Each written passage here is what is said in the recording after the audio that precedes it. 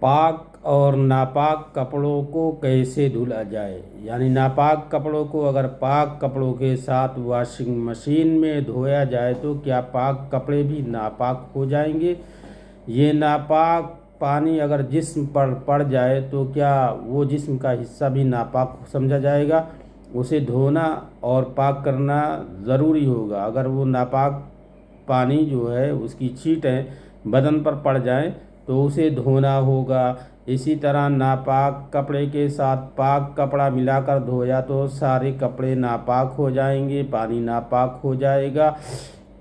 دھونے کا طریقہ یہ ہے کہ جو کپڑے دھل رہے ہیں اسے باہر نکال کر اس پر پانی ڈال کر ایک مرتبہ نچوڑیں، اس کے بعد پھر جو ہے پھر پانی ڈالیں، پھر نچوڑیں، پھر پانی ڈالیں، پھر نچوڑیں، 3 مرتبہ ایسا کریں تو آپ کا کپڑا پاک ہو جائے گا۔ 3 مرتبہ پاک پانی لے کر ایک مرتبہ ڈالیں، پھر نچوڑیں، پھر ڈالیں، پھر نچوڑیں، 3 مرتبہ ایسے کریں، آپ کا کپڑا پاک ہو جائے گا۔